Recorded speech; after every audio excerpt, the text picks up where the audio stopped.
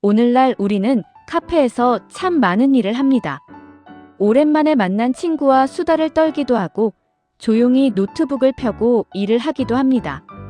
누군가는 카페에서 책을 읽고 누군가는 중요한 비즈니스 미팅을 하고 또 누군가는 아무 말 없이 창밖을 바라보며 하루의 피로를 내려놓습니다. 현대인에게 카페는 단순히 커피를 마시는 곳이 아닙니다. 놀이터이자 쉼터이고 일터이자 만남의 장소입니다. 커피 한 잔을 앞에 두고 사람들은 이야기를 나누고 생각을 정리하고 때로는 인생의 중요한 결정을 내리기도 합니다. 이 작은 검은 음료가 어떻게 이렇게까지 우리의 일상 깊숙이 들어오게 되었을까요? 도대체 커피는 언제부터 사람들의 마음을 사로잡았고 카페는 어떻게 세상의 역사 한복판에 서게 되었을까요? 커피의 시작은 대개 9세기경 아프리카 동북부, 오늘날 에티오피아 지역으로 거슬러 올라간다고 알려져 있습니다. 전설처럼 전해지는 이야기에는 염소를 치던 목동이 등장합니다. 어느 날 목동은 염소들이 붉은 열매를 먹고 밤늦게까지 뛰어다니는 모습을 보게 됩니다. 이상하게 여긴 목동은 그 열매를 수도원에 가져갔고 수도사들은 그 열매를 이용해 잠을 쫓는 음료를 만들었다고 합니다. 물론 이 이야기가 어디까지 사실인지는 알 수 없습니다. 하지만 분명한 것은 커피가 처음부터 오늘날처럼 여유와 감성을 상징하는 음료는 아니었다는 점입니다. 처음에 커피는 잠을 쫓고 정신을 맑게 하는 특별한 음료였습니다. 밤새 기도하거나 공부해야 했던 사람들에게 커피는 단순한 기호품이 아니라 하나의 도구였습니다. 커피는 곧 홍해를 건너 예멘으로 전해졌습니다.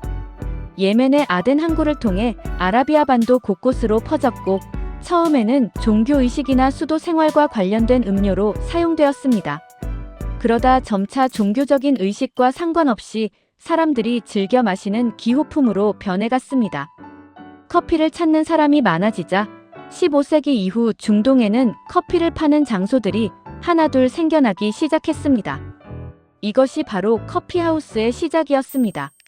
세계 최초의 커피하우스로 알려진 곳은 오스만 제국의 수도 콘스탄티노폴에 1475년 개점한 키바한이라고 전해집니다.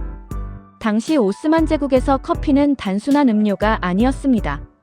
어느 정도였냐면 부인이 남편에게 매일 일정량의 커피를 제공받지 못하면 이혼을 요구할 권리가 있었다는 이야기가 전해질 정도였습니다. 그만큼 커피는 사람들의 생활 속에 깊이 들어와 있었습니다. 중동에서 가장 활발한 도시 가운데 하나였던 메카에서도 커피하우스는 단순히 커피를 마시는 곳이 아니었습니다. 사람들은 그곳에 모여 사회 문제를 이야기하고 정치적 견해를 나누고 세상 돌아가는 소문을 주고받았습니다. 커피하우스는 점점 대화의 장소, 정보의 장소, 그리고 여론이 만들어지는 장소가 되어갔습니다. 그런데 바로 이 점 때문에 커피하우스는 권력자들에게 눈엣 가시가 되기도 했습니다. 사람들이 한 곳에 모여 이야기를 나눈다는 것은 언제든 불만이 모이고 의견이 생기고 행동으로 이어질 수 있다는 뜻이었기 때문입니다. 1511년 메카에서는 커피하우스에서 사람들이 정치 이야기를 하는 것이 문제로 여겨져 도시 전역의 커피하우스가 금지되기도 했습니다. 훗날 오스만 제국의 술탄 무라드 4세도 커피하우스를 금지하려 했습니다. 겉으로는 화재를 막기 위해서라는 명분을 내세웠지만 실제로는 불만 많은 사람들이 모여 정부를 전복하려는 음모를 꾸밀 수 있다는 두려움이 컸다고 합니다. 커피는 그저 한 잔의 음료였지만 그 음료를 둘러싼 공간은 사람들의 생각을 모으고 말을 퍼뜨리고 세상을 바꾸는 힘을 품고 있었습니다. 17세기에 들어서면서 커피는 유럽으로 본격적으로 전해집니다. 이때 유럽 사람들에게 커피는 낯설고 수상한 음료였습니다. 커피를 마시는 사람들은 주로 아랍과 이슬람 문화권의 사람들이었기 때문에 기독교 문화가 지배적이던 유럽에서는 커피를 이교도들이 마시는 음료라고 여겼습니다. 심지어 커피는 이슬람교도의 와인이라고 불리기도 했습니다. 이탈리아 무역상들이 커피를 유럽으로 들여왔지만 처음에는 문화적 거부감이 컸습니다. 검고 쓴맛이 나는 이 낯선 음료는 사람들에게 쉽게 받아들여지지 않았습니다. 어떤 이들은 커피를 악마의 음료라고까지 불렀습니다. 그런데 이 편견을 깬 인물로 교황 클레멘스 8세가 자주 언급됩니다.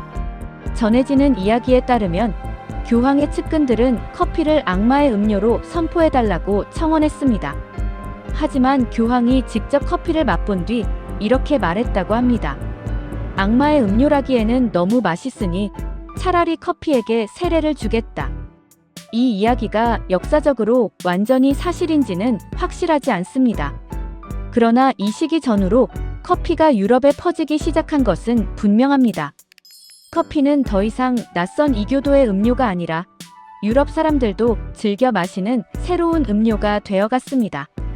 이탈리아 베네치아에서 유럽 최초의 커피하우스가 탄생했고, 영국 런던에는 1650년, 프랑스 파리에는 1672년 첫 커피하우스가 생겼습니다. 커피하우스는 이후 유럽 문화와 예술, 정치와 혁명의 중심지가 되어갑니다. 커피하우스가 등장하기 전 유럽의 사람들은 주로 선술집에서 만나 이야기를 나누었습니다. 하지만 술집은 쉽게 소란스러워졌고 과도한 음주로 인한 다툼도 많았습니다. 그런데 커피하우스는 달랐습니다. 아무리 마셔도 취하지 않는 음료를 파는 곳, 술 대신 커피를 마시며 정신을 또렷하게 유지할 수 있는 곳. 그곳에서 사람들은 가십과 패션, 시사와 정치, 스캔들, 철학과 자연과학에 대해 이야기했습니다. 커피하우스에는 독특한 민주성이 있었습니다. 영국 기준으로 커피값 1페니만 있으면 누구나 커피하우스에 들어갈 수 있었습니다. 그래서 커피하우스는 페니 대학이라고도 불렸습니다. 비싼 학비를 내지 않아도 그곳에 앉아 여러 사람의 이야기를 듣고 논쟁에 참여할 수 있었기 때문입니다.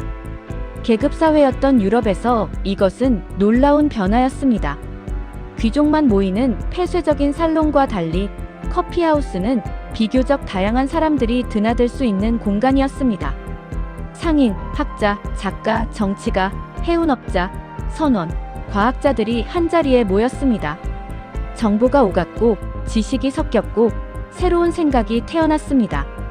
영국에서는 커피하우스 정치인이라는 말도 생겨났습니다. 하루 종일 커피하우스에 앉아 비현실적인 정치적 견해를 떠드는 사람을 비꼬는 표현이었습니다. 하지만 그런 비아냥 속에서도 분명한 사실이 하나 있었습니다. 커피하우스는 이제 정치적 여론이 만들어지는 중요한 장소가 되었다는 것입니다. 영국 왕 찰스 2세는 이 점을 불편하게 여겼습니다. 1675년 12월 찰스 2세는 1676년 1월 10일을 기해 영국의 모든 커피하우스를 폐쇄하겠다고 공표했습니다. 사람들이 커피하우스에 모여 불평불만을 늘어놓고 정치에 대한 뜬소문을 퍼뜨리며 왕의 명예를 훼손하고 사회를 혼란스럽게 한다는 이유였습니다. 하지만 예상보다 저항은 강했습니다. 런던뿐 아니라 영국 전역에서 항의가 벌어졌습니다. 결국 찰스 2세는 칙령의 잉크가 마르기도 전에 이를 철회할 수밖에 없었습니다. 대신 커피하우스에서 신문이나 유인물을 발행하지 못하게 했습니다. 그만큼 당시 커피하우스는 여론이 모이고 인쇄물이 확산되는 중심지였습니다. 커피하우스는 학문과 과학의 발전에도 중요한 역할을 했습니다. 영국 과학자들의 최고 영광으로 여겨지는 왕립학회 역시 커피하우스 문화와 밀접했습니다. 왕립학회 초기 회원이었던 아이작 뉴턴, 로버트 보일, 로버트 훅 같은 인물들이 커피하우스에 모여 토론한 내용은 근대 과학의 토대가 되었습니다. 런던의 문을 연 로이드 커피하우스에는 상인들과 선원들, 해운업계 사람들이 모였습니다. 배가 어디로 향하는지, 어느 항로가 위험한지, 어떤 물건이 오고 가는지에 대한 정보가 그곳에서 오갔습니다. 훗날 세계적인 보험회사 로이즈의 효시가 바로 이 커피하우스였습니다. 세계적 경매회사 소더비와 크리스티도 커피하우스 문화 속에서 시작되었습니다. 커피하우스는 단순히 음료를 파는 가게가 아니었습니다. 새로운 산업이 생기고 지식이 모이고 금융과 보험과 경매 같은 근대적 제도가 태어나는 공간이었습니다. 프랑스로 가면 커피하우스는 혁명의 무대가 됩니다. 파리의 커피하우스는 볼테르와 장자크 루소 같은 계몽주의 사상가들의 아지트가 되었습니다. 특히 볼테르가 즐겨 찾았다는 르 프로코프는 1686년에 문을 열었고 지금도 파리에 남아 있습니다. 프랑스의 커피하우스는 철학과 문학, 정치적 논쟁이 뜨겁게 오가던 장소였습니다. 귀족들의 폐쇄적인 살롱 문화와 달리 누구나 찾아와 이야기를 나눌 수 있는 커피하우스는 평등과 공화주의를 상징하는 공간이 되었습니다. 사람들은 커피하우스에서 민중을 만나고 치열하게 토론하며 낡은 체제를 의심하기 시작했습니다. 그렇게 커피하우스에서 길러진 개혁의식은 훗날 프랑스 혁명으로 이어졌습니다. 미국 독립혁명의 근거지 역시 커피하우스였습니다. 미국에서는 보스턴 차 사건 이후 영국에 대항하기 위해서는 차 대신 커피를 마셔야 한다는 생각이 널리 퍼졌습니다. 차는 영국의 과세 정책과 연결된 음료였고 커피는 저항의 상징이 되었습니다. 1773년 12월 영국의 식민지 과세 정책에 반발한 북미 식민지 주민들은 원주민으로 분장하고 보스턴 항구의 정박한 동인도 회사 무역선에 올라 홍차 상자들을 바다에 던져버렸습니다. 이 사건은 미국 독립전쟁의 도화선 중 하나가 되었습니다. 이후 미국에서 커피는 단순한 음료가 아니라 독립과 저항의 상징으로 자리 잡았습니다. 하지만 커피하우스가 언제나 모두에게 열린 공간이었던 것은 아닙니다. 오늘날에는 여성들이 카페 문화를 더 자연스럽고 풍부하게 즐기는 듯 보이지만 과거의 커피하우스는 주로 남성들의 전유물이었습니다. 여성들은 커피하우스에 출입하기조차 어려웠습니다. 18세기 프랑스의 위대한 여성 과학자 에밀리 디 샤틀레는 동료 수학자 모페르티가 자주 가던 커피하우스에 함께 가고 싶어 남장을 했다고 합니다. 남자 옷을 한 벌에 입고 커피하우스에 유유히 입장한 샤틀레는 모페르티와 자연스럽게 합석했습니다. 주인은 그녀가 여성이라는 사실을 눈치챘지만 귀한 손님을 잃고 싶지 않아 모른 척했다고 합니다. 샤틀레는 남자 옷을 입고 그 커피하우스를 계속 드나들었습니다. 영국에서는 여성들이 집단적으로 커피하우스 문화에 반발하는 청원을 내기도 했습니다. 남편들이 커피하우스에서 커피를 마시고 토론에 빠져 집에 들어오지 않는다는 이유였습니다. 여성들은 커피가 남자들을 빈둥거리게 만들고 돈을 허투루 쓰게 하며 정력까지 감퇴시킨다고 주장했습니다. 이에 남성들은 커피에 반대하는 여성들의 청원에 대한 남성들의 대답이라는 글을 발표해 반박했습니다. 그들은 커피가 해롭기는커녕 정신을 맑게 하는 음료인데 왜 화풀이를 하느냐고 맞섰습니다. 하지만 그 논쟁의 이면에는 더 큰 문제가 있었습니다. 여성은 커피 문화를 향유할 수 없다는 차별 때문에 분노가 터져 나온 것이기도 했습니다. 커피하우스는 자유와 평등을 말하는 공간이었지만 그 자유와 평등은 모두에게 똑같이 주어지지 않았습니다.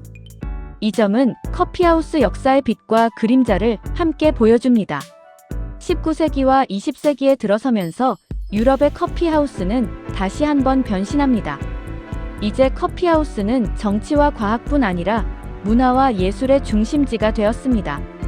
작가와 예술가들은 커피하우스를 작업실처럼 이용했고 그곳에서 작품과 사상을 나누었습니다. 파리 생제르맹 데프레에 있는 카페 레드 마고와 카페 드 플로르는 1880년대부터 영업을 시작한 대표적인 공간입니다. 이곳은 어니스트 헤밍웨이, 알베르 카미, 파블로 피카소, 시몬 드 보부아르, 장, 폴 사르트르 같은 지식인과 작가, 미술가들이 드나들던 장소였습니다. 파리의 커피하우스는 단순한 카페가 아니라 하나의 상징적 공간이었습니다. 작가들은 커피를 마시며 원고를 썼고 철학자들은 담배 연기 속에서 존재와 자유를 논했습니다. 화가들은 그림과 예술을 이야기했고 젊은이들은 새로운 시대의 감각을 흡수했습니다. 블라디미르 나보코프의 소설 롤리타 같은 문학작품과 영화 속에서도 이러한 커피하우스는 자연스럽게 등장합니다. 20세기 미국으로 가면 커피하우스는 팝 음악과도 연결됩니다. 미국의 커피하우스는 20세기 중반 팝 음악의 발전과 때려야 뗄 수 없습니다. 커피하우스가 엔터테인먼트 공간으로 바뀌면서 포크 가수들이 커피하우스 한쪽에서 노래를 부르기 시작했습니다. 1960년대 히피 문화가 확산되며 사회 분위기가 자유로워진 것도 큰 영향을 주었습니다. 미국 대중음악의 한 축인 포크 음악은 커피하우스 공연을 통해 성장했습니다. 세계적인 뮤지션 존 바에즈나 밥 딜런 같은 사람들도 처음에는 커피하우스에서 기타 한 대를 들고 노래하기 시작했다고 전해집니다. 작은 무대, 조용한 관객, 커피 향이 가득한 공간 속에서 새로운 음악과 새로운 감성이 태어났던 것입니다. 그리고 마침내 커피하우스 문화는 전혀 다른 방식으로 현대인의 일상에 들어옵니다. 바로 스타벅스의 등장입니다. 오늘날 스타벅스는 현대 커피 문화의 표준을 만들었다고 해도 지나치지 않습니다. 전 세계 어디를 가도 비슷한 메뉴와 비슷한 커피 맛을 경험할 수 있고 잔잔한 음악을 들으며 편안하게 시간을 보낼 수 있습니다. 카운터에서 주문하고 자신의 이름이 불리면 커피를 찾아오고 테이크아웃 컵을 들고 거리로 나서는 방식은 이제 너무나 익숙한 일상이 되었습니다. 스타벅스 이전에도 커피하우스는 많았습니다. 그러나 스타벅스는 커피를 단순한 음료가 아니라 하나의 생활 방식으로 만들었습니다. 표준화된 메뉴, 안정적인 맛, 음악과 인테리어, 그리고 집도 아니고 회사도 아닌 제3의 공간이라는 감각을 전 세계에 퍼뜨렸습니다. 스타벅스의 출발은 1971년 미국 시애틀의 한 원두 판매점이었습니다. 이후 하워드 슐츠라는 사업가가 1980년대 이 원두 판매점의 경영에 참여하게 됩니다. 슐츠는 이탈리아 여행 중 밀라노의 에스프레소 바를 방문했고 그곳에서 큰 영감을 받았습니다. 그는 스타벅스를 단순히 원두를 파는 곳이 아니라 에스프레소 바처럼 커피를 만들어 파는 공간으로 바꾸자고 동업자들에게 제안했습니다. 하지만 처음에는 동업자들이 이 제안을 받아들이지 않았습니다. 커피를 빠르게 만들고 파는 커피하우스가 바쁜 미국인들에게 환영받을 것이라고 슐츠는 생각했지만 기존의 스타벅스는 여전히 원두 판매에 집중하고 있었습니다. 결국 슐츠는 1985년 스타벅스를 떠나 일 조르날레라는 커피하우스를 개업했습니다.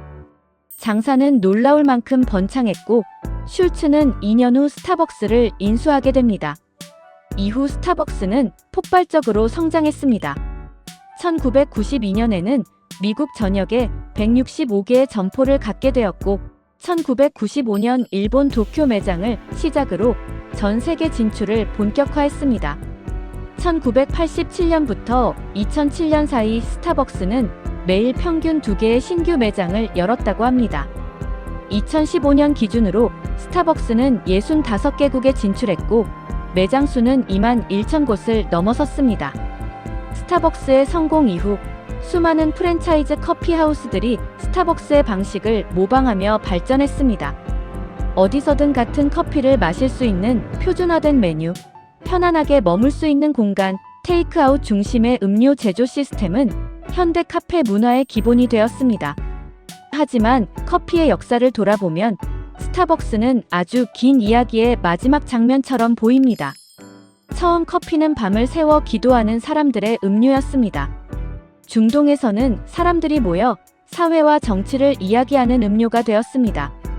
유럽으로 건너가서는 악마의 음료라는 오해를 받았지만 곧 지식인과 상인, 과학자와 혁명가들의 음료가 되었습니다.